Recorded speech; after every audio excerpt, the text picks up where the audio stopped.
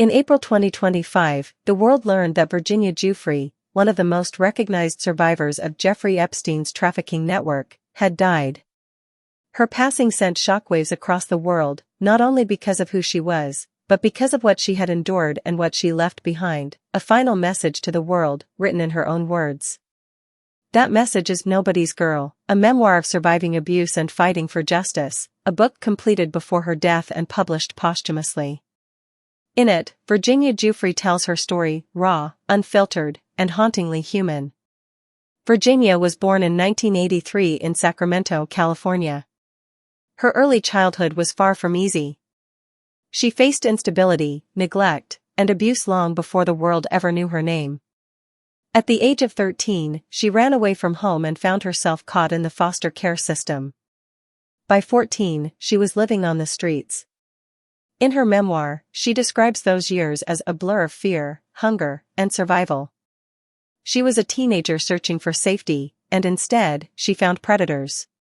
In 1999, while working at Donald Trump's Mar-a-Lago resort in Florida, Virginia met Ghislaine Maxwell, a woman who introduced her to the wealthy financier Jeffrey Epstein. Maxwell offered her what seemed like a life-changing opportunity, a job, education, and mentorship. But instead, it became the beginning of years of exploitation. Virginia was only 16. She recalls being flown to Epstein's private island, his New York mansion, and other locations around the world, where she says she was trafficked to powerful men, politicians, businessmen, and even members of the British royal family. In her memoir, she writes, "They said I was special. But what they really meant was that I was trapped, a girl who couldn't say no." One of the most explosive parts of Giuffre's story involves Prince Andrew, the Duke of York.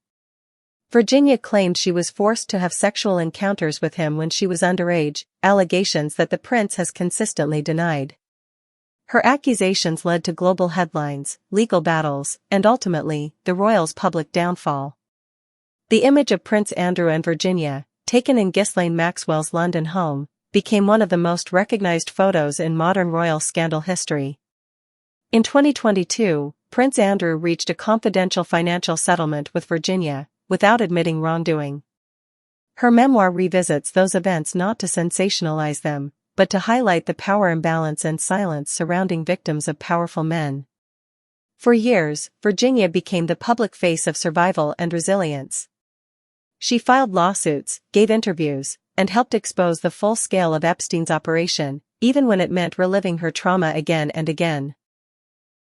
In 2019, when Jeffrey Epstein was arrested and later found dead in his jail cell, Virginia's name was everywhere. But the story was far from over. In her memoir, she writes about the emotional toll of seeing Epstein escape justice through death. "He took the coward's way out," she says. "He'll never have to face what he did. But I still do, every day."